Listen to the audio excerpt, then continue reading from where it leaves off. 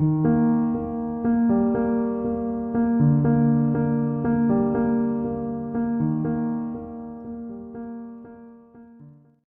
विद्यार्थियों, आज आपके लिए हम पेश कर रहे हैं टेक्सोनोमी ऑफ ब्लूम।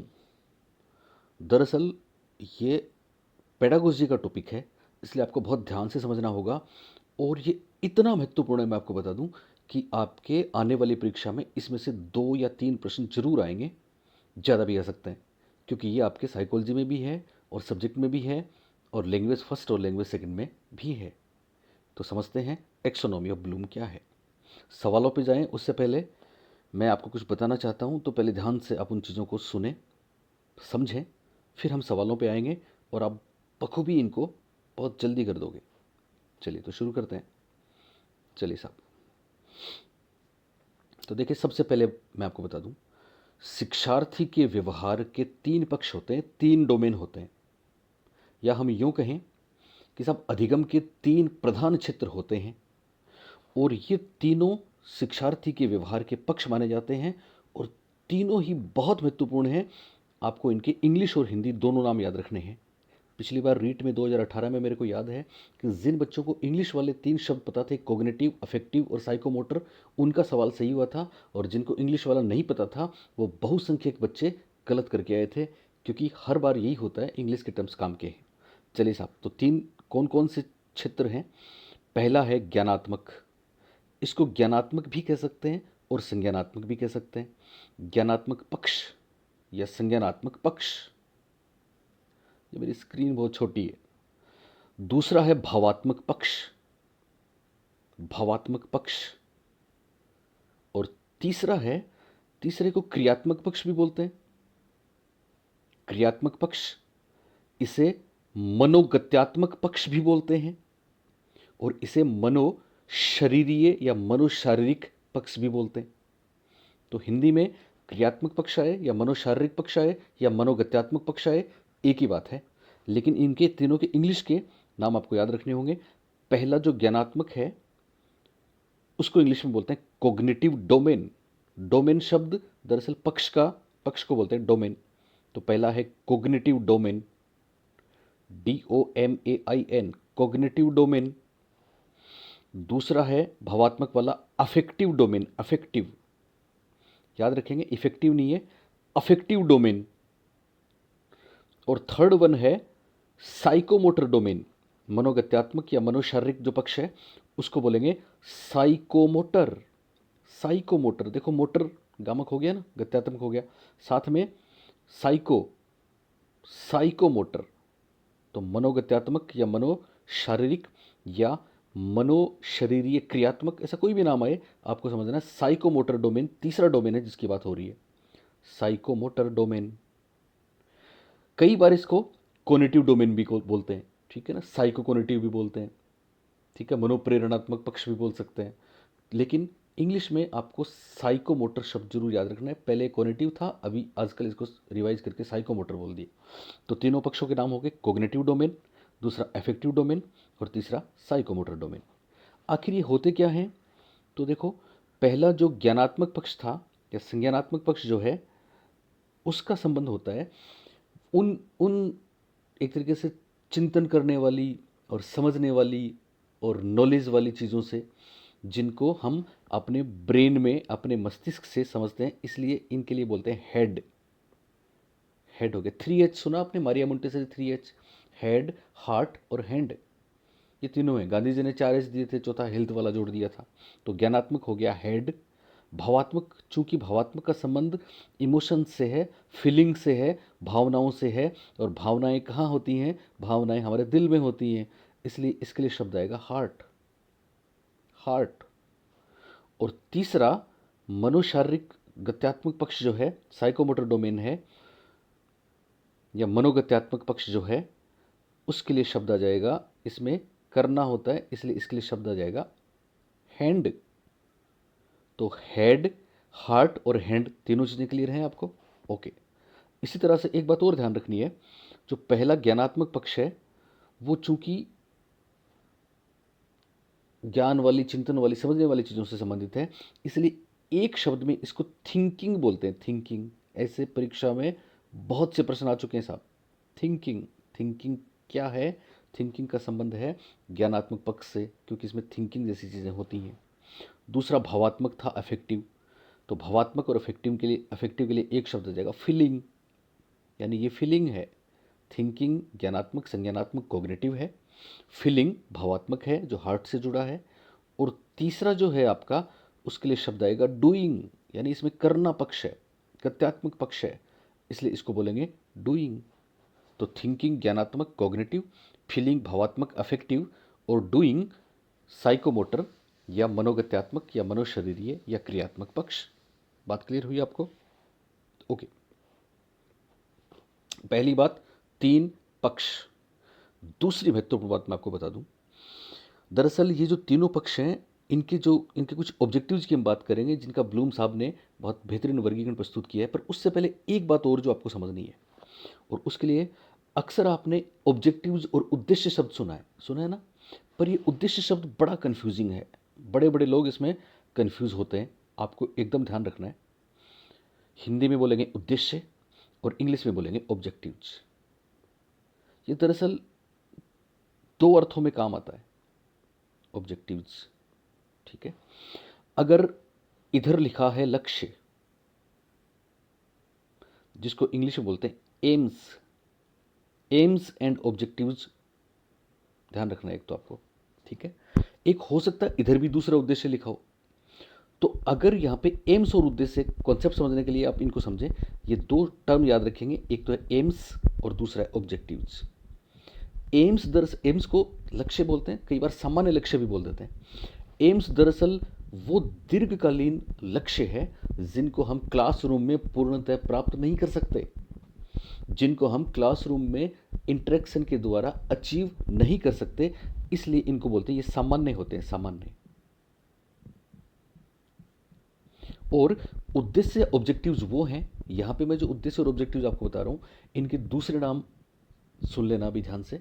इनके दूसरे बहुत से नाम है, केवल ऑब्जेक्टिव्स बोले तो भी वही अर्थ है, इनको टीचिंग ऑब्जेक्टिव्स बोले तो भी वही अर्थ है, इनको शिक्षण उद्देश्य बोले तो भी वही अभिप्राय है, इनको लर्निंग ऑब्जेक्टिव्स बोले तो भी वही अभिप्राय है, इनको सीखने के उद्देश्य बोले तो भी वही बात है, इनको सीखने के प्रतिफल बोले तो भी वही है, इनको लर्निंग आउटकम्स जिनकी बात करी थी हमने बिफोर लास्ट डे, तब भी वही बात है।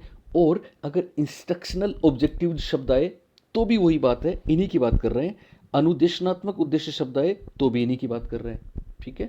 तो अनुदेशनात्मक उद्देश्य या इंस्ट्रक्शनल ऑब्जेक्टिव्स या शिक्षण उद्देश्य या टीचिंग ऑब्जेक्टिव्स या अधिगम उद्देश्य या लर्निंग ऑब्जेक्टिव्स या अधिगम के प्रतिफल या लर्निंग आउटकम्स, इन्हीं की बात होगी, उद्देश्य की बात होगी। और ये होते हैं विशिष्ट। विशिष्ट होते हैं क्योंकि ये स्पष्ट होते हैं, क्लियर होते हैं, वाइड नहीं होते। लक्ष्य वाइड हैं, व्यापक हैं, और ये विशिष्ट हैं। लक्ष्य आदर्श हैं और ये वास्तविक हैं। लक्ष्य सिद्धांतिक हैं, फिलोसॉफिकल हैं, और ये रियलिस्टिक हैं, वास्तविक हैं, क्रियात्मक हैं, जो क्लासरूम में पाए जाते हैं।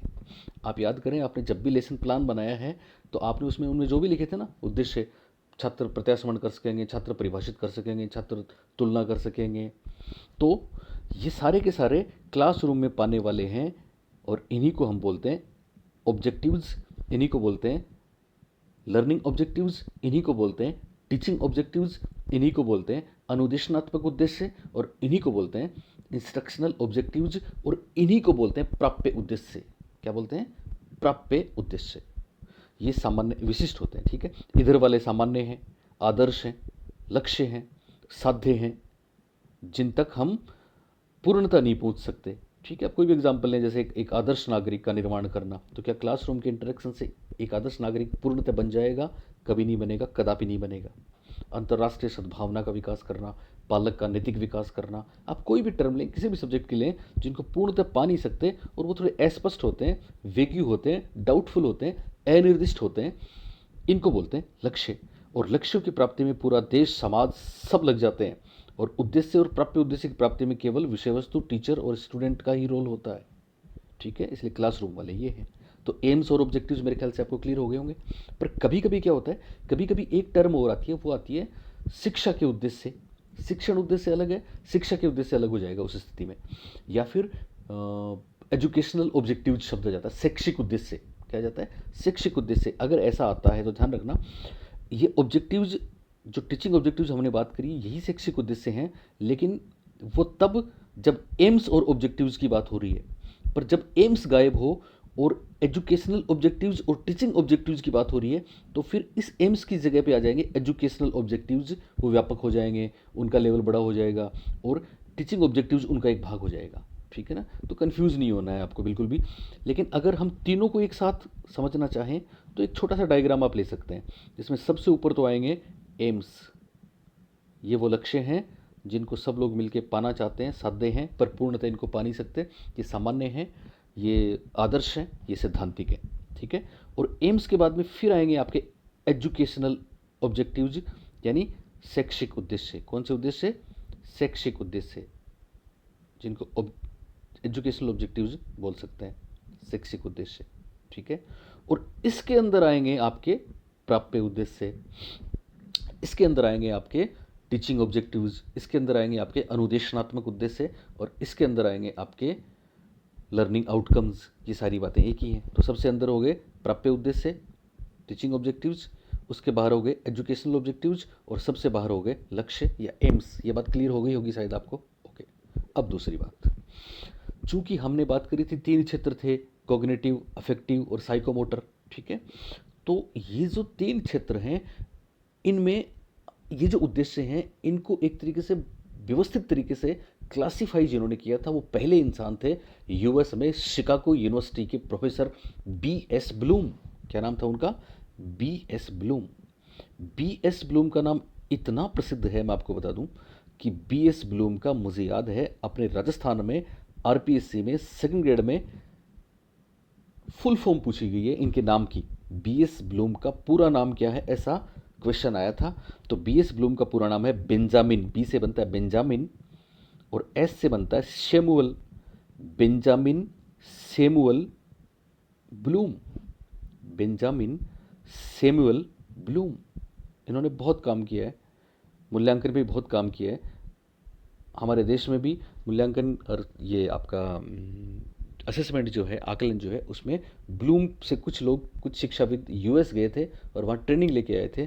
तो बी.एस. ब्लूम का हमारे देश पे वैसे बहुत प्रभाव है, पाठ्य योजना में इनका आयाम है और कुछ और बातें हैं। पर यहाँ मैं ब्लूम की जो खास बात आपसे करने वाला हूँ वो है B S. Bloom. Benjamin Samuel Bloom इनका पूरा नाम है। इन्होंने क्या किया था, इन्होंने 1956 में, डेट भी याद रखनी है, 1956 में ज्ञानात्मक पक्ष के उद्देश्यों का वर्गीकरण प्रस्तुत किया था। क्या किया था? ज्ञानात्मक पक्ष के उद्देश्यों का वर्गीकरण प्रस्तुत किया था। अभी हम देखेंगे कौन सा वर्गीकरण है वो। तो 1956 में ब्लूम ने ये जो क्लासिफिकेशन प्रस्तुत किया था, ये ब्लूम की टेक्सोनोमी के नाम से प्रसिद्ध है। किस नाम से प्रसिद्ध है? ब्लूम की टेक्सोनोमी या टेक्सोनोमी ऑफ ब्लूम के नाम से प्रसिद्ध है। और ब्लूम को शिक्षण उद्देश्यों के जनक के रूप में या फाउंडर के रूप में याद किया जाता है। तो ऐसा प्रश्न आ चुका है, शिक्षण उद्देश्यों के जनक कौन है? बी.एस. ब्लूम है साहब। ब्लूम का वर्गीकरण किस नाम से प्रसिद्ध है? टेक्सोनोमी ऑफ ब्लूम के नाम से प्रसिद्ध है। दरअसल टेक्सोनोमी जो वर्ड है, मैं आपको बताऊं, वो लेटिन वर्ड टेक्सिस से बना है। एक लेटिन वर्ड है टेक्सिस, जिसका अर्थ है सिस्टमेटिक क्लासिफिकेशन, जिसका अर्थ है व्यवस्थित वर्गीकरण। तो व्यवस्थित वर्गीकरण ब्लूम ने किया था, इसलिए ब्लूम के वर्गीकरण को टेक्सोनोमी ऑफ ब्लूम कहते हैं। और ये 1956 में किया था इन्होंने। और कौन से पक्ष का किया था? ज्ञानात्मक पक्ष का किया था। याद रहेगी ये बात? ओके। अब 1956 के बाद दूसरी बात आती है 1964। और 1964 में ध्यान रखना है आपको, ब्लूम के साथ दो लोग और मिलते हैं। ब्लूम तो हैं ही, इनके साथ दो लोग मिलते हैं। एक का नाम है डेविड क्रेथवाल, क्रेथवोल कह सकते हैं, क्रेथवाल कह सकते हैं, डेविड क्रेथवाल। और दूसरा नाम है बी मैसिया। तो याद रखना है, बहुत बार परीक्षाओं में आ चुका है, क्रेथवाल और मैसिया। तो तीन लोग हो गए साहब, ब्लूम, क्रेथवाल और मैसिया। इन तीनों ने 1964 में दिया था भावात्मक पक्ष के उद्देश्यों का वर्गीकरण। तो याद रखना है, तो भावात्मक पक्ष के उद्देश्यों का वर्गीकरण कब हुआ? हम बोलेंगे साहब 1964 में हुआ। भावात्मक पक्ष के उद्देश्यों का वर्गीकरण किसने प्रस्तुत किया? हम बोलेंगे ब्लूम, क्रेथवाल और मेसिया ने प्रस्तुत किया। ज्ञानात्मक पक्ष के उद्देश्य का वर्गीकरण किसने किया? हम बोलेंगे साहब ब्लूम ने किया। कब किया? 1956 में किया। सबसे पहले किसने किया? ब्लूम ने किया। इसलिए ब्लूम उद्देश्यों के वर्गीकरण के जनक माने जाते हैं, फादर माने जाते हैं, फाउंडर माने जाते हैं। और तीसरी डेट आपको याद रखनी है, कई बार 1969 पढ़ते हैं, वो भी गलत नहीं है, 1972 भी गलत नहीं है, 75 भी गलत नहीं है, पर ये याद रखनी है आपको 1966 वाली डेट। जो तीसरा पक्ष बच गया ना, क्रियात्मक पक्ष, उसकी बात होगी 1966 में। नाम याद रखना, E.G. सिम्पसन, इनका नाम है E.G. सिम्पसन। और E.G. सिम्पसन साहब ने 1966 में क्रियात्मक पक्ष के उद्देश्यों का वर्गीकरण प्रस्तुत किया था। लेकिन दो लोग इनके साथ भी जुड़े, और वो दोनों इंडियन नाम है, इसलिए आपको याद रह जाएंगे। दो लोग कौन जुड़े? एक तो नाम है अनीता हेरो, अनीता हेरो 1972, अनीता हेरो। और एक नाम जो हमने पिछली बार आपसे जिक्र किया था, HR Dave, sorry RH Dave, Ravindra H Dave. Dave यहाँ पे ध्यान रखना, ये DAVE है ना, तो देव आए तो भी ठीक है, दवे आए तो भी ठीक है। तो तीन लोग हो गए साहब, सिम्पसन, हेरो और दवे, या सिम्पसन, अनीता हेरो और RH दवे। इन तीनों ने मिलकर क्रियात्मक पक्ष के उद्देश्यों के बारे में योगदान दिया। तो क्रियात्मक पक्ष के उद्देश्यों के वर्गीकरण में तीनों का नाम आपको याद रखना है। डेट 1966 याद रख लेना। अनीता हेरो ने 1972 में दिया था और दवे ने 1975 में काम किया था इस पर। ओके, एक और बात, ज्ञानात्मक पक्ष के जो उद्देश्य हैं उनको ब्लूम ने 6 स्तरों में बांटा। कितने स्तरों में बांटा? 6 स्तरों में बांटा। भावात्मक पक्ष के जो उद्देश्य हैं उनको 5 स्तरों में बांटा गया, और क्रियात्मक स्तर के उद्देश्य को वापस 6 स्तरों में बांटा गया। तो ये भी आपको पूछा जा सकता है, 6 स्तर ज्ञानात्मक पक्ष के, 5 स्तर भावात्मक पक्ष के, और 6 स्तर, 6 लेवल क्रियात्मक पक्ष के।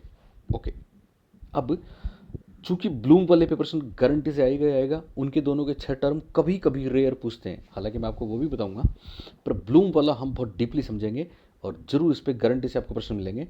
तो ब्लूम के सबसे पहले हम वो 6 स्तर कौन से हैं ज्ञानात्मक पक्ष के, उनकी बात करते हैं। और वो मेरे ख्याल से आप सबने खूब पढ़े हैं, इसलिए आपको याद होगा। पहला है ज्ञान, दूसरा है अवबोध, तीसरा है प्रयोग, चौथा है विश्लेषण, पांचवा है संश्लेषण, चौथा विश्लेषण, चौथा विश्लेषण, पांचवा संश्लेषण, विश्लेषण संश्लेषण तो एक साथ वैसे ही आपको याद रह जाएंगे, और फाइनली छठा है मूल्यांकन। तो ब्लूम ने ज्ञानात्मक पक्ष के 6 स्तर बताए, 6 भागों में बांटा इसको, और 6 भाग कौन से हुए? पहला ज्ञान, दूसरा अवबोध या समझ, तीसरा प्रयोग, चौथा विश्लेषण, पांचवा संश्लेषण और छठा मूल्यांकन। इंग्लिश में पहला होगा नॉलेज, पहला क्या होगा? नॉलेज। इंग्लिश में पहला होगा नॉलेज, इतना ही लिखा जाएगा। दूसरा होगा आपका अवबोध को हम बोलेंगे कॉम्प्रीहेंशन, कॉम्प्रीहेंशन, ठीक है। तीसरा प्रयोग को बोलेंगे एप्लीकेशन, एप्लीकेशन। चौथा विश्लेषण को बोलेंगे एनालिसिस, एनालिसिस। और संश्लेषण को बोलेंगे सिंथेसिस। तो एक तो हो गया एनालिसिस और एक हो गया सिंथेसिस। और पांचवा इवेल्युएशन, छठा माफ करें, छठा क्या हो गया? इवेल्युएशन। तो पहला हो गया नॉलेज, दूसरा हो गया कॉम्प्रीहेंशन, तीसरा हो गया एप्लीकेशन, चौथा होगा एनालिसिस, पांचवा होगा सिंथेसिस और छठा होगा इवेल्युएशन। ज्ञान, अवबोध, प्रयोग, विश्लेषण, संश्लेषण और मूल्यांकन। एक खास बात है, ये जो ब्लूम ने 6 स्तर बताए, ये एक्चुअली नाउन फॉर्म में है। नाउन, किसी ने मेरे को कमेंट किया था सर नाउन और वर्ब क्या होता है हमको बताना, तो ध्यान रखें नाउन फॉर्म में है या ऑब्जेक्ट फॉर्म में है, यानी वर्ब की फॉर्म में नहीं है। इनका एक रिवीजन आया था, और दरअसल वो रिवीजन किसने दिया था ध्यान दें, वो ब्लूम की टेक्सोनोमी का रिवीजन बहुत प्रसिद्ध है। ये रिवीजन हुआ था 2001 में। कब हुआ था? 2001 में। और रिवीजन करने वाले थे एंडरसन। कौन थे? एंडरसन, लेकिन इनका साथ देने वाले आपके चिर परिचित नाम हैं क्रेथवाल। जिन्होंने भावात्मक पक्ष में ब्लूम का साथ दिया था वही क्रेथवाल। तो एंडरसन और क्रेथवाल ने 2001 में ब्लूम की टेक्सोनोमी को रिवाइज किया था। क्या किया था? रिवाइज किया था। और रिवाइज जब किया तो इसमें दो बातें आपको याद रखनी है। एक तो उन्होंने नाउन की जगह एक्शन वर्ब काम में लिया, यानी नाउन में तो क्या होता है, केवल संज्ञानात्मक और वो मानसिक चीज़ है, ठीक है ना। हालांकि संज्ञानात्मक पक्ष है, ज्ञानात्मक पक्ष है, तो मानसिक चीज़ें तो होंगी, पर एंडरसन और क्रेथवाल ने बोला कि साहब कुछ एक्शन भी तो होना चाहिए, कुछ एक्टिविटी भी तो होनी चाहिए। एक्टिविटी का मतलब ये नहीं कि साहब हाथ पैरों वाली एक्टिविटी, हाथ पैरों वाली एक्टिविटी तो फिर साइकोमोटर में जाएगी। एक्टिविटी का मतलब है कि ब्रेन कुछ एक्टिव तो होना चाहिए। तो एक्टिव और एक्टिविटी से जोड़ने के लिए इन्होंने वर्ब फॉर्म में इनको रिवाइज किया, जिनको एक्शन वर्ब्स कह सकते हैं, कार्य सूचक क्रियाएं भी बोल सकते हैं हिंदी में, ठीक है ना। तो एक्शन वर्ब में दिया, और वर्ब में देने का मतलब क्या हुआ, और कुछ नहीं है, दो चीज़ों का अंतर ध्यान रखेंगे। पहला जो था उनका ज्ञान, क्या था? ज्ञान। उसको हमने इंग्लिश में नॉलेज लिखा था, ब्लूम ने नॉलेज लिखा था, और इन्होंने नॉलेज के स्थान पे लिख दिया रिमेंबर। ध्यान रखें, रिमेंबर वर्ड है और जिरंड के रूप में भी यूज कर सकते हैं आप, दोनों सही है। तो रिमेंबरिंग आपको ज़्यादा बेहतर याद रहेगा। रिमेंबरिंग पहला ज्ञान की जगह, यानी याद करना। ज्ञान में और कुछ नहीं था, केवल इन्फॉर्मेशन थी अपने पास, समझ पाए नहीं थे किस चीज़ को, तो पहला स्टेप था रिमेंबरिंग हो गया इनका। एंडरसन और क्रेथवाल ने रिवाइज्ड ब्लूम की टेक्सोनोमी दी, जिसकी बात हम कर रहे हैं 2001 वाली की। तो पहला रिमेंबरिंग। 2 नंबर पे वहाँ पे था अवबोध या कॉम्प्रीहेंशन, और इन्होंने लिख दिया अंडरस्टैंडिंग। अंडरस्टैंड भी सही है, अंडरस्टैंडिंग भी सही है, अंडरस्टैंडिंग। तो 1 नंबर पे हो गया रिमेंबरिंग, 2 नंबर पे हो गया अंडरस्टैंडिंग, और 3 नंबर पे वहाँ अप्लाई था, एप्लीकेशन था, इन्होंने लिख दिया अप्लाई या अप्लाइंग, अप्लाइंग, ठीक है। 4 नंबर पे वहाँ पे था, वहाँ पे क्या था 4 नंबर पे? विश्लेषण, एनालिसिस, और इन्होंने लिख दिया एनालाइज या एनालाइजिंग, ठीक है। अब यहाँ पे एक फ़र्क है, 5 नंबर पे वहाँ पे क्या था? 5 नंबर पे वहाँ पे था सिंथेसिस। तो इन्होंने क्या किया, इन्होंने 5 वाले को 6 नंबर दे दिया। मैंने एक ऐसा सवाल भी लिया, आगे एकदम क्लियर हो जाएगा। 5 वाले को ये 6 नंबर पे ले गए, हाईएस्ट लेवल पे ले गए, और छठे वाले को 5 नंबर पे ले आए। तो ब्लूम की टेक्सोनोमी में 6 नंबर पे क्या था सबसे अंत में? इवेल्युएशन था ना, तो इन्होंने इवेल्युएटिंग या इवेल्युएट, इसको 5 नंबर दिया। और चूंकि हम जब इनका थोड़ा विश्लेषण करते हैं तो सिंथेसिस में क्या होता है, सिंथेसिस की एक खास बात ध्यान रखना, संश्लेषण की एक खास बात ध्यान रखना, उसमें अलग अलग जो होते हैं उनको मिला के एक नवीन समग्र बनता है। और जब नवीन समग्र बनता है तो उसकी कार्यसूचक जो शब्दावली है, एक्शन वर्ब्स हैं, उसमें एक शब्द आता है सृजन करना, सृजन, क्रिएट करना। तो इन्होंने 6 नंबर पे सिंथेसिस शब्द नहीं लिखा, बल्कि क्रिएटिंग लिखा, क्रिएटिंग, क्रिएट या क्रिएटिंग। तो ब्लूम की रिवाइज टेक्सोनोमी ध्यान रखेंगे आपने, आप 6 स्टेप हैं, remembering, understanding, applying, analysing, evaluating, और 6 और आखिरी नंबर पे है क्रिएटिंग। ये बात समझ में आई आपको? ओके। एक और बात ध्यान रखना, ब्लूम, वापस ब्लूम वाली बात पे आते हैं। ब्लूम ने जो 6 स्तर बताए, 1 2 3 4 5 6, इसमें पहले जो 3 स्तर हैं उनको उन्होंने निम्न स्तर माना। क्या माना? निम्न स्तर, यानी ज्ञान, प्रयोग और अप्लाई कोई बहुत बड़े और संज्ञानात्मक क्षेत्र की बातें हैं ये, लेकिन उच्चतर संज्ञानात्मक क्षेत्र की बातें नहीं है, ये निम्न संज्ञानात्मक बातें हैं, निम्न क्षेत्र हैं। और बाकी वाले उच्च हैं। बाकी वाले क्या हैं? उच्च स्तर के उद्देश्य हैं, उच्च स्तर के। और सर्वोच्च स्तर भी पूछ लेते हैं परीक्षा में, तो ब्लूम की टेक्सोनोमी में सर्वोच्च स्तर कौन सा हो जाएगा? मूल्यांकन होगा। रिवाइज फॉर्म में सर्वोच्च स्तर कौन सा हो जाएगा? क्रिएटिंग होगा। ये आपको ध्यान रखना है, ठीक है। तो उच्च स्तर, निम्न स्तर, ये क्लियर हुआ आपको? ओके। तो ब्लूम की टेक्सोनोमी की हम बात कर रहे हैं। अब ध्यान रखने वाली बात क्या है कि ये जो 6 ब्लूम ने उद्देश्य बताए, पहला ज्ञान या नॉलेज बताया, इनकी भी एक्शन वर्ब की हम बात करेंगे। और इनकी जो एक्शन वर्ब्स हैं मैं आपको बता दूं, वो एक्शन वर्ब्स दरअसल हमारे यहाँ पे और ऑल ओवर द वर्ल्ड कुछ अप्रोचेज हैं, कुछ विधियां हैं, वो भी परीक्षा में आती हैं। उनकी 3 विधियां मैं यहाँ पे जिक्र करूँगा, जो तीनों महत्वपूर्ण हैं, तीनों मानी गई, तीनों परीक्षा में आई हैं, उनकी बात करूँगा।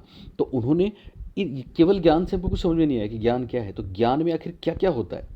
आपने कभी पढ़ा ऐसा कि साहब उद्देश्यों को व्यवहारिक रूप में लिखना, व्यवहारिक टर्म्स में लिखना, या उद्देश्यों को एक्शन वर्ब्स में लिखना, या उद्देश्य को कार्यसूचक क्रियाओं में लिखना? तो दरअसल ये कार्यसूचक क्रियाएं या व्यवहारिक पद या एक्शन वर्ब्स क्या हैं, ये हैं। ज्ञान में क्या होगा, ज्ञान में बहुत सी चीज़ें आएंगी। अच्छा एक चीज़ और है, यहाँ पे बहुत से शब्द, बहुत से मैं आपको वर्ब्स बताऊंगा जो बार रिपीट होंगे बार बार, यानी ज्ञान में भी वो आएगी, अवबोध में भी आएगी, प्रयोग में भी आएगी, पर आपको चिंता नहीं करनी है क्योंकि आपका पेपर इस हिसाब से बनेगा, गारंटी है। ऐसे ही प्रश्न देंगे क्योंकि पेडागोजी बहुत बहुत एक हाई लेवल की चीज़ है, इसलिए हमको चाहे फर्स्ट ग्रेड में हो आप, सेकंड ग्रेड कोई भी एग्जाम दें, इस तरह से देंगे कि आपको आसानी रहेगी, आप आराम से उत्तर खोज लेंगे।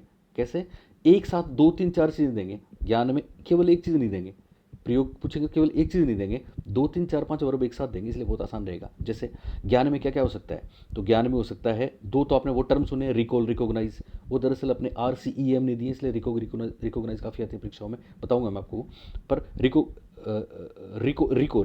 रिकॉग्नाइजेशन, रिकॉल को क्या कहते हैं हिंदी में, तो कभी आपने ऐसा लिखा है ना, प्रत्यास्मरण करना, तो प्रत्यास्मरण करना ज्ञान में है, प्रत्याभिज्ञान करना ज्ञान में है। इसी तरह से माप, आपके मापना भी ज्ञान में है। इसी तरह से लिखना भी ज्ञान में है, लेबल भी ज्ञान में है, लिस्ट बनाना भी किसी चीज़ का हमको पता लग गया तो हम लिस्ट बना सकते हैं।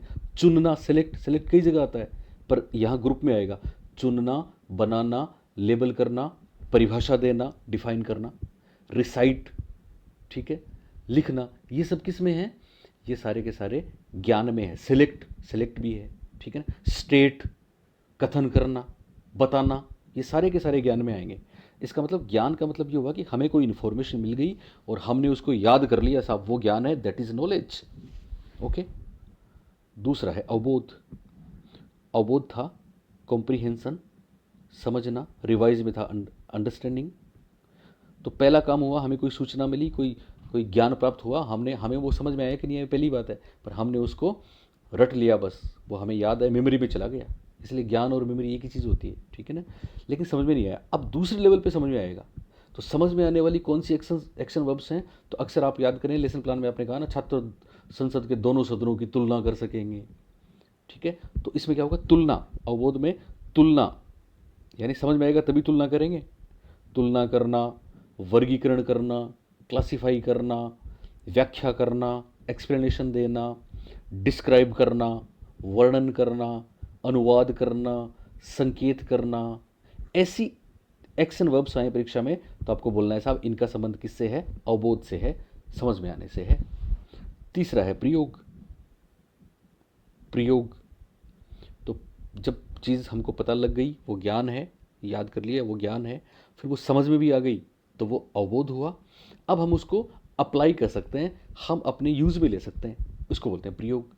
तो प्रयोग में बहुत सी बातें आ सकती हैं। डेमोन्स्ट्रेट करना आता है इसमें, एक डेमोन्स्ट्रेट करना, प्रदर्शित करना, मॉडिफाई करना, सोल्व करना, हम कोई सवाल सोल्व करते हैं तो वो प्रयोग में आता है, सोल्व करना, एक जनरलाइजेशन करना, सामान्यीकरण करना, ये सामान्यीकरण यहाँ भी आता है, ठीक है ना, संश्लेषण में भी आता है, मूल्यांकन में भी आता है, पर अकेला सामान्यीकरण नहीं पूछेंगे, एक साथ पूछेंगे। सोल्व करना, जनरलाइजेशन करना, डेमोन्स्ट्रेट करना किस में आएगा, यूज करना, वेरीफाई करना, इवन निष्कर्ष निकालना, ये किस में आएगा, तो हम बोल देंगे साहब ये प्रयोग में आएगा, ठीक है। इसी तरह से चौथा है विश्लेषण, एनालिसिस। याद रखना, विश्लेषण में चीज़ों को अलग अलग करके समझते हैं, यानी उच्च स्तरीय संज्ञानात्मक क्षमता की ओर हम बढ़ रहे हैं, अगले स्टेप में आ गए हम। तो वहाँ पे क्या होगा, वहाँ पे हम बारीकी से किसी भी चीज़, किसी भी बात, किसी भी कॉन्सेप्ट, किसी भी फैक्ट का को एनालाइज करेंगे। एनालाइज करेंगे तो फिर मतलब वो बेहतर तरीके से हमको समझ में भी आएगा और हम उसको भूलेंगे भी नहीं, चीज़ें क्लियर भी होंगी। तो क्या होता है विश्लेषण में, विश्लेषण में होता है अलग करना, ठीक है ना, अलग करना, डिवाइड करना, पृथक करना, सेपरेट करना, सेलेक्ट करना, ठीक है, एसोसिएट करना, आदि तमाम चीज़ें किस में आ जाएंगी, विश्लेषण में आ जाएंगी। एक बहुत महत्वपूर्ण है डिफ्रेंशिएट करना, अंतर करना, वहाँ भी तुलना था और यहाँ अंतर है, ठीक है ना। वहाँ कंपेयर था, कंपेयर किस में था, याद करें आप, कंपेयर था उसमें आपके अवबोध में, और ये अंतर करना है, डिफ्रेंशिएट, ये कई बार परीक्षा में पूछा गया प्रश्न है, मैंने लिया भी इसको। डिफ्रेंशिएट करना विश्लेषण में आएगा, तो याद रखना विश्लेषण में क्या हो गया, डिफ्रेंशिएट हो गया, इवन कंक्लूड भी इसमें ले लेते हैं साथ में, ठीक है। सेपरेट करना भी हो गया, अलग करना हो गया, डिवाइड करना हो गया, सेलेक्ट करना भी इसमें हो गया, अब वापस सेलेक्ट आ गया ना इसमें, संबंधित करना भी इसमें आ गया, एसोसिएट करना भी इसमें आ गया, ये सारे विश्लेषण हो जाएंगे, यानी चीज़ों को अलग अलग करेंगे, ठीक है। फिर आएगा संश्लेषण, फिर क्या आएगा, संश्लेषण, सिंथेसिस। संश्लेषण में क्या करेंगे, ये विश्लेषण का ऑपोजिट है। इसमें चीज़ों को मिलाएंगे और जब मिलाते हैं तो याद रखना कंबाइंड करना इसमें आ जाएगा, ठीक है ना। एक डेराइव शब्द है कि ये कहाँ से डेराइव्ड है, कहाँ से उत्पन्न है, तो अंदर से उसमें से निकालेंगे हम, तो डेराइव करना आ गया, कंक्लूड करना आ गया, निष्कर्ष निकालना आ गया, चीज़ों को मिलाते हैं तो समराइज करना आ गया, संक्षिप्त करना आ गया, ठीक है। और जब चीज़ों को हम अलग अलग बिखरी हुई चीज़ों को मिला के एक नवीन समग्र बनाते हैं तो सृजन करना, याद रखना सृजन बहुत महत्वपूर्ण एक्शन वर्ब है। सृजन करना संश्लेषण में शामिल है, सृजन करना क्रिएट करना संश्लेषण में शामिल है। तो संश्लेषण क्लियर हो गया। कंक्लूड है, डेराइव है, कंबाइंड है, जनरल, इसमें भी सामान्यीकरण है। सामान्यीकरण बहुत महत्वपूर्ण टर्म है इसकी, यानी सामान्यीकरण हम किसी नियम पे आ गए साहब, ठीक है, तो वो अलग अलग बिखरा हुआ था उसको एक एक हमने कंसोलिडेट रूप दे दिया। ऑर्गेनाइज करना, संगठित करना, ऐसा कोई भी शब्द, अकेला शब्द नहीं आएगा, अकेली वर्ब नहीं आएगी, 2 3 4 एक साथ आएंगे, ठीक है ना। जैसे आप ऑर्गेनाइज, जनरलाइज, डेराइव, कंबाइंड किससे संबंधित हैं तो हम बोल देंगे संश्लेषण। आप बहुत आराम से कर दोगे इसको, चिंता की बात ही नहीं है। और फाइनली सबसे उच्चतम जो स्तर है वो है मूल्यांकन, ब्लूम की ओरिजिनल टेक्सोनोमी का। हालांकि रिवाइज्ड का उच्चतम स्तर है क्रिएटिंग, ये मूल्यांकन है। मूल्यांकन में क्या होगा, मूल्यांकन में हम इस लेवल तक चले जाएंगे, उसके बारे में इतना समझ जाएंगे कि साहब हम क्या करेंगे, हम उसको उसका सपोर्ट कर सकते हैं, सपोर्ट, हम उसका समर्थन कर सकते हैं, हम अप्रेज कर सकते हैं, अप्रेज कर सकते हैं मतलब उसकी प्रशंसा कर सकते हैं, हम उसको डिफेंड कर सकते हैं, उसका बचाव कर सकते हैं, हम उसकी क्रिटिक्स कर सकते हैं, क्रिटिसाइज कर सकते हैं, बचाव कर सकते हैं तो आलोचना भी कर सकते हैं, प्रशंसा करना भी इसमें है, आलोचना करना भी इसमें है, वेरीफाई करना भी इसमें है, ठीक है ना, सत्यापन करना भी इसमें है, डिटरमाइन करना भी इसमें है, निश्चित करना, या डिसाइड करना भी इसमें है, निर्णय लेना भी इसमें है, ठीक है ना। तो मूल्यांकन की ये तमाम चीज़ें हो गई साहब, क्या क्या हो गई, बचाव करना, डिटरमाइन करना, क्रिटिसाइज करना, डिसीजन लेना, वेरीफाई करना, प्रशंसा करना, आलोचना करना, ये तमाम चीज़ें किस में आ जाएंगी, क्रिटिकल थिंकिंग कभी सुना आपने, ये तमाम मूल्यांकन में आ जाएंगी। तो मैंने एक मोटे तौर पे आपको बताया, आप प्रश्न करोगे तो बहुत आराम से इनको कर दोगे, ठीक है ना। अब एक और बात, ये जो एक्शन वर्ब की अभी मैंने आपको एग्जांपल्स बताए हैं, ये दरअसल किसने दिए हैं, इस आधार पे उद्देश्यों के वर्गीकरण की 3 महत्वपूर्ण विधियां प्रसिद्ध हैं। कितनी विधियां, 3। और 3 विधियां कौन से हैं जिन पर जरूर परीक्षा प्रश्न आता है। पहली है रॉबर्ट मेगर विधि। तो रॉबर्ट मेगर याद रखना, 1962 में दिया था, मेगर मिलर दोनों। रॉबर्ट मेगर विधि, मेगर, ठीक है, रॉबर्ट मेगर विधि या रॉबर्ट मेगर उपागम, Robert megger approach. Robert megger ने क्या किया, रॉबर्ट मेगर ने 1956 में ब्लूम ने जो टेक्सोनोमी दी थी ना, ब्लूम की टेक्सोनोमी की बात करी, तो 1956 वाली भी आ गई और 1964 वाली भी आ गई। 56 प्लस 64, इसका मतलब क्या हुआ, इसका मतलब रॉबर्ट मेगर विधि में ज्ञानात्मक और भावात्मक दोनों, ज्ञानात्मक और भावात्मक दोनों पक्षों के उद्देश्यों के वर्गीकरण की एक्शन वर्ब्स बताई गई हैं। यानी ज्ञानात्मक की भी बताई और किसकी बताई, भावात्मक की भी बताई। किसने, रॉबर्ट मेगर ने, जो रॉबर्ट मेगर विधि या रॉबर्ट मेगर उपागम के नाम से प्रसिद्ध है। ओके, तो ज्ञानात्मक और भावात्मक दोनों रॉबर्ट मेगर। उसके बाद दूसरा अप्रोच है, दूसरा उपागम है, दूसरी विधि है रॉबर्ट मिलर। तो मेगर और मिलर याद रखना, आप आराम से याद रह जाएगा, एक मेगर दूसरा Miller, Robert Miller. Robert Miller ने क्या किया, रॉबर्ट मिलर ने उनका काम किया जिनके नाम थे सिम्पसन, अनीता हेरो और R.H. दवे। इसका मतलब रॉबर्ट मिलर ने क्रियात्मक पक्ष के उद्देश्यों का वर्गीकरण प्रस्तुत किया, क्रियात्मक पक्ष के उद्देश्यों के वर्गीकरण के एक्शन वर्ब्स दिए। तो क्रियात्मक पक्ष रॉबर्ट मिलर और भावात्मक और ज्ञानात्मक दोनों के एक्शन वर्ब्स किसने दिए, रॉबर्ट मेगर। तो रॉबर्ट मेगर और रॉबर्ट मिलर विधि याद रखना आप, ठीक है। और तीसरी विधि जो बहुत प्रसिद्ध है, हमारे यहाँ काफ़ी उपयोगी भी है, वो है दरअसल RCEM, RCEM अप्रोच या RCEM विधि। इतनी महत्वपूर्ण है कि इसको RCEM टेक्सोनोमी के नाम से भी जानते हैं। RCEM क्या है, R से बनता है regional college of education Mysore, Hindi में क्षेत्रीय शिक्षा विद्यालय, क्षेत्रीय शिक्षा महाविद्यालय, क्षेत्रीय शिक्षा महाविद्यालय मैसूर, कर्नाटक में जो है ना, उसने दिए हैं साहब। तो RCEM ने जो एक्शन वर्ब्स दिए हैं वो तीनों पक्षों के बारे में है। किसके बारे में है? तीनों पक्षों के बारे में। तो एक महत्वपूर्ण बात आपको आराम से याद रहेगी कि साहब केवल ज्ञानात्मक और भावात्मक तो था किसका? Robert megger. और केवल क्रियात्मक था रॉबर्ट मिलर। और तीनों पक्ष ज्ञानात्मक, क्रियात्मक और भावात्मक, तीनों पक्षों की एक्शन वर्ब्स किसने दी? तो हम बोलेंगे RCEM ने दी साहब, regional college of education Mysore ने दी, शिक्षा क्षेत्रीय शिक्षा महाविद्यालय मैसूर ने दी। ठीक है, एक बात और ध्यान रखनी है, बहुत महत्वपूर्ण है। RCEM ने तीनों पक्षों की के एक्शन वर्ब्स तो दिए साहब, ठीक है, लेकिन यहाँ पे दो बातें, एक नहीं दो बातें मैं आपको बताऊंगा। एक, इन्होंने क्या किया, इनकी खुद की लेसन प्लान भी है, पाठ्य योजना भी है। आप याद करें, अभी हमने ब्लूम के जैसे पढ़े तो आपने लेसन प्लान में लिखे थे ना, ज्ञान, अवबोध, प्रयोग, है ना, पर आपने शायद विश्लेषण संश्लेषण नहीं लिखा था, मूल्यांकन तो लिखा था। इसकी जगह RCEM की एक अलग से लेसन प्लान है जिसमें कुछ वो लेवल बताए गए हैं, जैसे ज्ञान, बोध तो हो गया, फिर ज्ञानोपयोग बोलते हैं कई बार, है ना, तो ज्ञानोपयोग आप लिखते हो। फिर कौशल, स्किल्स याद करें आप, कौशल लिखा आपने कभी लेसन प्लान में? या फिर अभिवृत्ति, मनोवृत्ति, तो ये अभिवृत्ति मनोवृत्ति वाली बातें किसने बताई? ये बताई थी साहब आपके RCEM ने। और ख़ास बात एक इनकी और बता दूँ मैं आपको, RCEM की टेक्सोनोमी, चूंकि इन्होंने टेक्सोनोमी भी दी है अपनी, इसलिए इन्होंने एक्शन वर्ब तो इन्होंने दिए ही, साथ में इन्होंने ज्ञानात्मक पक्ष के उद्देश्य को 4 लेवल में भी बताया है। तो ये भी बहुत महत्वपूर्ण बात है, परीक्षा में प्रश्न आ चुका है इस पे, एक बार नहीं कई बार। ब्लूम ने 6 स्तर बताए थे और RCEM ने कितने स्तर बताए हैं? केवल 4 स्तर बताए हैं। बहुत आराम से याद रहेगा आपको। RCEM ने कितने लेवल बताए? 4 स्तर बताए हैं साहब। पहले 3 सेम है, पहला ज्ञान, दूसरा बोध या अवबोध, एक ही बात है, तीसरा प्रयोग, तीसरा क्या है? प्रयोग। उसके बाद ब्लूम के बाकी 3 थे विश्लेषण, संश्लेषण और मूल्यांकन, उच्च स्तर वाले थे ना। तो इन्होंने उन तीनों को एक ही हेड में डाल दिया और वो हेड था सृजनात्मकता। क्या हेड था? सृजनात्मकता। तो याद रखना, RCEM ने ज्ञानात्मक क्षेत्र के कितने स्तर बताए? हम बोलेंगे 4 स्तर बताए साहब। पहला ज्ञान, दूसरा बोध, तीसरा प्रयोग और चौथा सृजनात्मकता। चौथा सृजनात्मकता या सृजनात्मक, एक ही बात है। ओके, एक और बात RCEM की बहुत प्रसिद्ध है।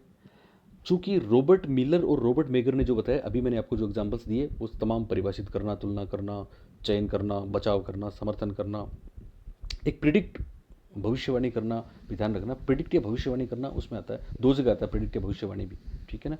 आपके मूल्यांकन में भी आता है प्रिडिक्ट, भविष्यवाणी, और 3 जगह आता है, ठीक है ना। ये चीज़ें पर 3 जगह आएगा तो आपको चिंता नहीं है, क्योंकि उसके साथ दूसरे जो शब्द आएंगे ना, दूसरे जो एक्शन वर्ब्स आएंगे उसके आधार पर आप कर लेंगे। एक प्रिडिक्ट अवबोध में आता है, ठीक है ना, पूर्व कथन करना अवबोध में भी आता है। ओके, तो हम क्या बात कर रहे थे? हाँ, तो ये जो हमने देखी, ये रॉबर्ट मेगर जो विधि थी उसके मोस्टली एक्शन वर्ब्स के एग्जांपल्स हम लेते हैं, ठीक है। RCEM के भी मिक्स हो गए तो वो भी लेते हैं हम। लेकिन एक बात ध्यान रखना, इसमें आपने देखा है कि चूंकि जैसे सेलेक्ट था, चयन था अपना, चयन 2-3 जगह आया है साहब। चयन अपना ज्ञान में भी आया है, इवन चयन बोध में भी है, चयन प्रयोग में भी है सेलेक्ट, ठीक है ना, और सेलेक्ट विश्लेषण में भी है। तो इसका मतलब क्या हुआ? सेलेक्ट हर जगह है सेलेक्ट, ठीक है ना। प्रिडिक्ट आपका बोध में भी है, ठीक है, प्रिडिक्ट आपका विश्लेषण में भी है, संश्लेषण में, मूल्यांकन में भी है, ये भी कई जगह है। सामान्यीकरण देखा हमने, सामान्यीकरण आपका उसमें प्रयोग में भी है, सामान्यीकरण बोध में भी है, मैं आपको बता दूं, सामान्यीकरण मूल्यांकन में भी है, और सामान्यीकरण संश्लेषण में तो है ही है ना। तो ये रिपीट होती है, पुनरावृत्ति होती है, रिपीटेशन होता है, तो कंफ्यूज पैदा करता है। तो इस कंफ्यूजन को दूर करने का काम भी RCEM ने किया है। Regional college of Mysore, regional college of education Mysore ने ये रिपीटेशन की चीज़ों को हटाने का काम किया है। और एक बहुत महत्वपूर्ण बात सुन लेना, इसके लिए इन्होंने कुल मिला के 4 जो हेड बताए हैं ना अपने, ज्ञान, बोध, प्रयोग और सृजनात्मकता, इन चारों हेड्स में उन्होंने कुल 17 की फिगर बार बार आ रही है ना, आउटकम्स में 2017 याद है ना आपको?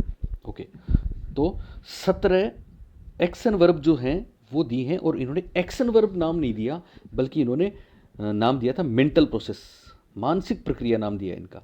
क्या नाम दिया? मानसिक प्रक्रिया नाम दिया इनका, मेंटल प्रोसेस। और ये जो रिकॉल और रिकॉग्नाइज आप पढ़ते हो ना, ये RCM ने दिया है, इसलिए काफ़ी आता है। पहला जो ज्ञान है उसमें केवल दो ही मेंटल प्रोसेस बताए उन्होंने, एक रिकॉल, दूसरा रिकॉग्नाइज। इसी तरह से लास्ट वाला जो है आपका सृजनात्मकता, उसमें केवल 3 एक्शन वर्ब बताइए इन्होंने, और तीनों क्या बताइए? विश्लेषण करना, संश्लेषण करना और मूल्यांकन करना। ठीक है ना? तो इस तरह से याद रखना, RCM ने कुल मिला के 17 मेंटल प्रोसेस बताए हैं, 17 मानसिक प्रक्रियाएं बताई हैं, 17 मानसिक योग्यताएं बताई हैं, और संक्षिप्त किया उन्होंने एक तरीके से। और इनका बहुत महत्वपूर्ण काम है ये, जो RCEM टेक्सोनोमी के नाम से प्रसिद्ध है। ओके, बात समझ में आई? तो कुल मिला के मैंने आपको जो भी बातें बताई हैं वो ध्यान रखनी है। पहला वर्गीकरण दिया था ब्लूम ने 1956 में ज्ञानात्मक पक्ष का। 1964 में ब्लूम के साथ क्रेथवाल और मेसिया मिले, भावात्मक पक्ष हो गया। और फिर सिम्पसन, हेरो और दवे ने दिया था क्रियात्मक पक्ष का। तीनों पक्षों इंग्लिश में नाम याद रखेंगे, कोग्निटिव, अफेक्टिव, साइकोमोटर। ठीक है। उसके बाद याद रखने 6 स्तर। एक याद रखना है, एंडरसन और क्रेथवाल ने रिवाइज फॉर्म दी थी, रिवाइज फॉर्म भी आपको याद रखनी है।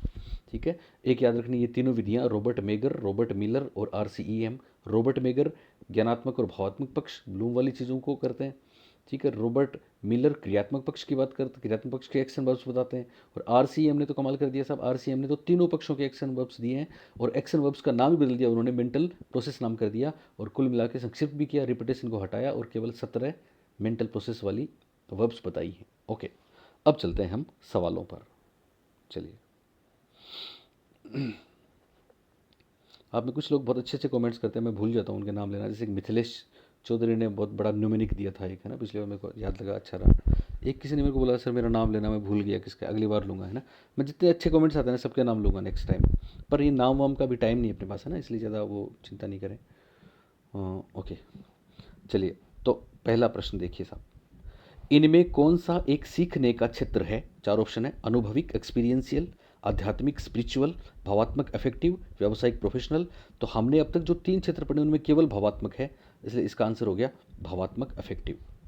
सवाल नंबर 2, सेकंड क्वेश्चन, ब्लूम के वर्गीकरण के अनुसार एक संप्रत्यय को समझने के लिए, ध्यान देना, समझना है यहाँ पे, समझने के लिए क्या आवश्यक है?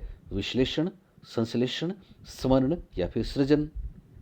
तो ध्यान देना, समझने के लिए, चूंकि समझना है, बोध है, तो समझने के लिए, यानी पहले ये एक और चीज़ मैं आपको बताऊं, ये जो लेवल्स बताए हैं, स्तर बताए हैं 6 ब्लूम ने, ये हायरार्किक फॉर्म में है, हायरार्किक है। हायरार्की का मतलब क्या हुआ? ये क्रम से आएंगे, है ना, एक के बाद दूसरा। पहले ज्ञान होगा तभी समझ पे अपन जा सकते हैं, बिना ज्ञान, मतलब चीज़ों की इन्फॉर्मेशन ही नहीं है अपने पास, तो फिर समझेंगे किसको? ठीक है ना।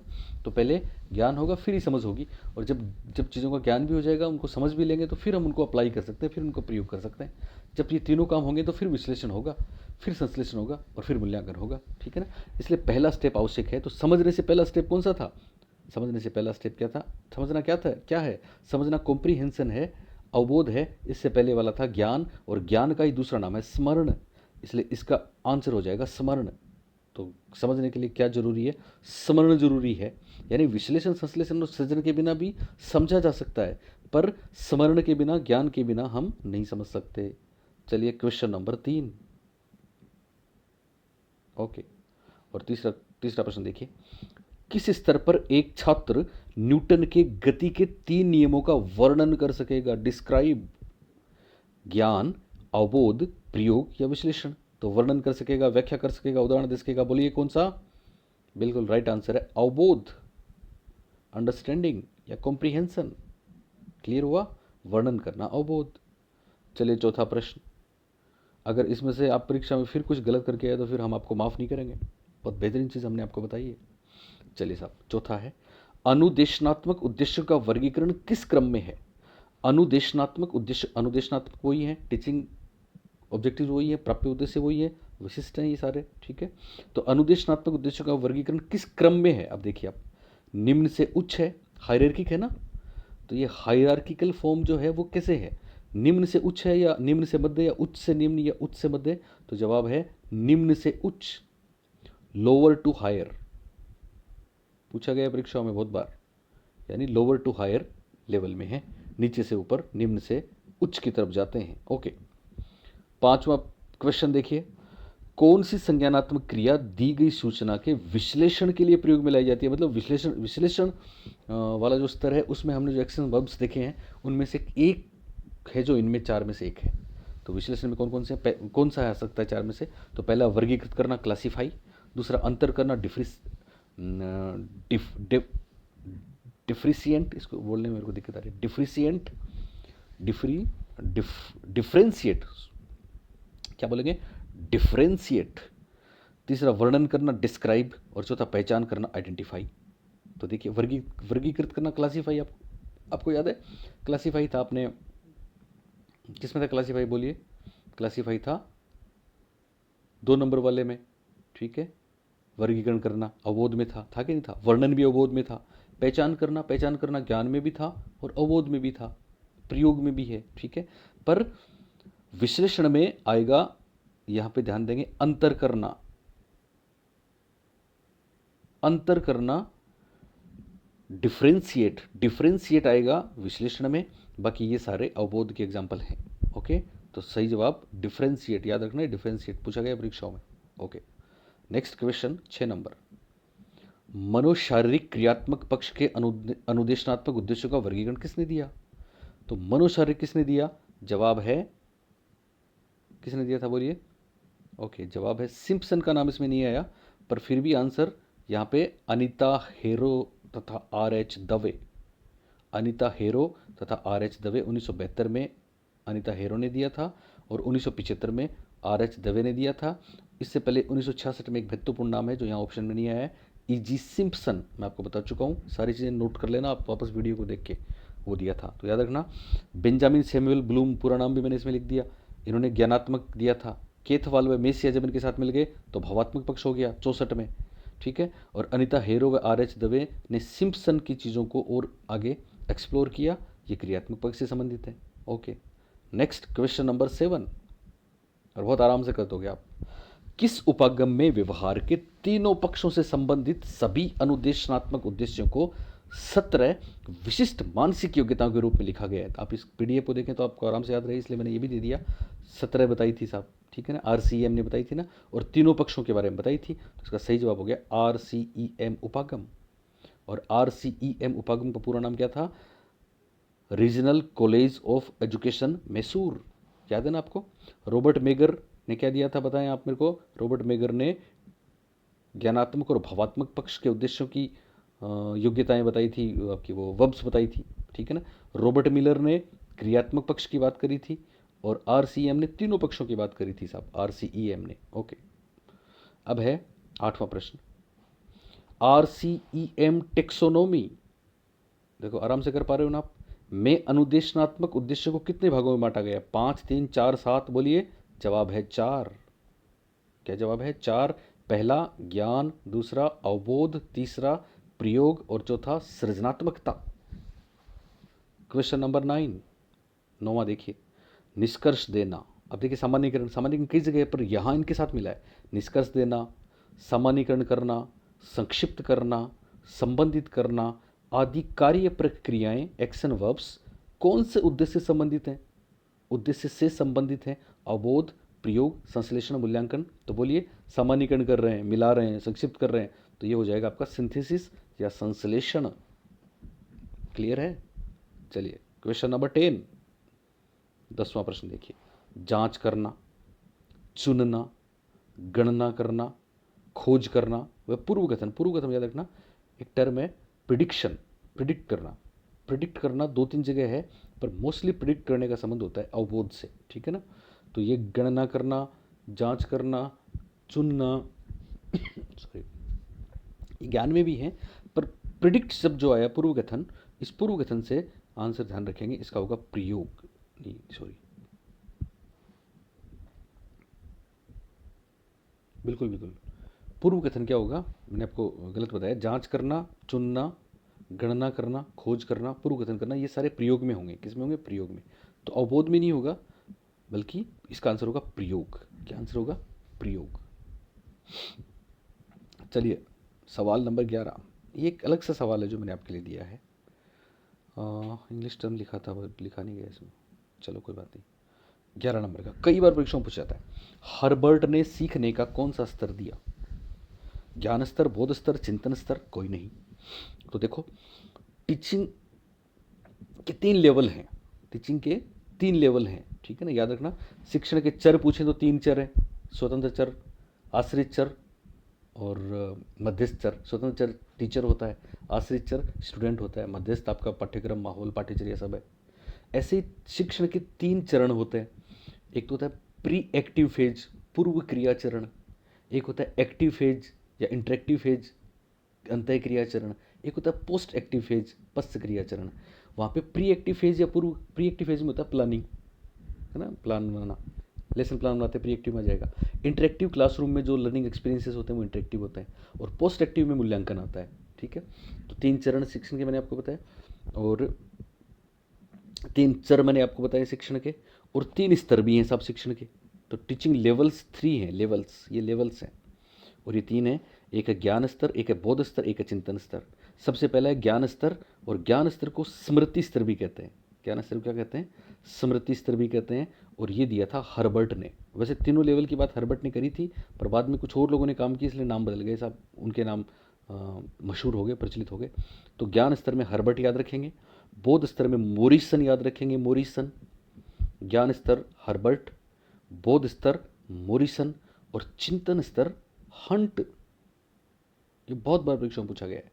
3 स्तर सीखने के, ज्ञान स्तर हर्बर्ट, बोध स्तर मोरिसन, और चिंतन स्तर हंट। ज्ञान स्तर को स्मृति स्तर भी कहते हैं, इंग्लिश में मेमोरी लेवल बोलते हैं। बोध स्तर को अंडरस्टैंडिंग लेवल बोलते हैं, और चिंतन स्तर को रिफ्लेक्टिव लेवल बोलते हैं, रिफ्लेक्टिव, ठीक है। हर्बर्ट ने इनका ब्लूम की टेक्सोनोमी के साथ भी संबंध जोड़ा है, तो ध्यान रखेंगे वो क्या है। वो दरअसल मतलब जो लेटेस्ट बाद के जो लोग हैं, उन्होंने हर्बर्ट के जो स्तर हैं उनका ब्लूम की टेक्सोनोमी के साथ भी संबंध जोड़ा है, ठीक है ना। तो ज्ञान स्तर में उन्होंने केवल पहला रखा है, नॉलेज, ठीक है। बोध स्तर में अंडरस्टैंडिंग और अप्लाई रखा है, ठीक है। चिंतन स्तर में विश्लेषण, संश्लेषण और मूल्यांकन को रखा है, तो ये बात भी आप ध्यान रखेंगे, ठीक है ना। तो याद रखेंगे, ज्ञान स्तर स्मृति स्तर हर्बर्ट ने दिया, बोध स्तर मोरिसन ने दिया, और चिंतन स्तर हंट ने दिया। एक और बात, ज्ञान स्तर प्राथमिक लेवल का है, जिसमें केवल हम चीज़ों को रट लेते हैं, समझते भी नहीं है, तो ये प्राथमिक स्तर पे हो गया। बोध स्तर माध्यमिक स्तर का है, माध्यमिक, जहाँ पे समझ में भी आ जाता है और खुद अप्लाई भी कर लेते हैं, तो माध्यमिक स्तर। और चिंतन स्तर हाई लेवल पे आता है, उच्च स्तर पे। तो निम्न स्तर ज्ञान स्तर, मध्य स्तर बोध स्तर, और उच्च स्तर चिंतन स्तर। इंग्लिश में मेमोरी लेवल, अंडरस्टैंडिंग लेवल और रिफ्लेक्टिव लेवल। और ज्ञान स्तर दिया हर्बर्ट ने, बोध दिया मोरिसन ने, और चिंतन दिया हंट ने। अब हर्बर्ट ने कौन सा स्तर दिया, तो इसका उत्तर आ जाएगा ज्ञान स्तर। क्या आंसर आ जाएगा? ज्ञान स्तर। ओके, चलिए आज का आखिरी प्रश्न, और ये मैंने इसलिए लिया, पिछले वीडियो में आपको एक बात बताई थी, अच्छा नहीं, ये नहीं, एक और है शायद, इसके बाद एक और है, वो लिखा ही नहीं गया यार। चलिए वो क्या है, वो मैं आपको वैसे लिख के बता देता हूँ। पहले वो बताता हूँ जो यहाँ से मिस हो गया। इसके ऊपर था क्या? नहीं, ऊपर नहीं। पता है कितने मेरे को 10 बार मेरे को लिखना पड़ता है, कभी वो ड्राइव में सेव नहीं होता, कभी इस मोबाइल से इतनी प्रॉब्लम्स हो रही है, पर कोई नहीं, सब गुनाह माफ़ हैं, सब सारे कहते हैं ना, 7 खून माफ़ हैं। बस आप तो बढ़िया परफॉर्म करो और हमारा नाम रोशन करो रीट में, उसके बाद मज़ा आएगा। वो जो बात मैं आपसे बताने जा रहा था, वो एक सवाल है, वो एक सवाल है कि साहब ज्ञानात्मक पक्ष का क्वेश्चन है, ज्ञानात्मक पक्ष का उच्चतम स्तर है, उच्चतम स्तर, ज्ञानात्मक पक्ष का उच्चतम स्तर है, ठीक है। 1 नंबर पे है समझना, पहला ऑप्शन है समझना। वैसे इंग्लिश से सारा क्लियर होता है, पर मैं आपको चूंकि बना के बता रहा हूँ इसलिए हिंदी में बता रहा हूँ। ज्ञानात्मक स्तर का ज्ञानात्मक पक्ष का उच्चतम स्तर कौन सा है, ये प्रश्न है। पहला है समझना, दूसरा ऑप्शन है प्रयोग करना, तीसरा है सृजन करना, और चौथा है मूल्यांकन। चौथा क्या है? मूल्यांकन। अब ध्यान दीजिए, जो बात मैं आपको, ये परीक्षा में आया हुआ है, ठीक है ना, और कोई नहीं कर पाया था इसको, सबने गलत किया था। ज्ञानात्मक पक्ष का उच्चतम स्तर है समझना, या प्रयोग करना, या सृजन करना, या मूल्यांकन। अब देखो, अगर हम ब्लूम की टेक्सोनोमी की बात करें तो आंसर क्या आना चाहिए? मूल्यांकन आना चाहिए, क्योंकि छठा स्तर मूल्यांकन का था, ठीक है। लेकिन रिवाइज फॉर्म की बात करें तो छठा स्तर सृजन करना आना चाहिए, ठीक है ना। अब सवाल उठता है कि हम एंडरसन वाली बात रिवाइज का आंसर करें या फिर ब्लूम वाला ओरिजिनल जो टेक्सोनोमी उसका आंसर करें, तो ये डिसाइड होगा बाकी दो ऑप्शन से। बाकी दो ऑप्शन क्या है, समझना और प्रयोग करना। अब यहाँ पे देखिए, ये समझना इंग्लिश में देखेंगे तो आपको वहाँ पे इंग्लिश में मिलेगा आपका अंडरस्टैंडिंग, कॉम्प्रीहेंशन नहीं मिलेगा।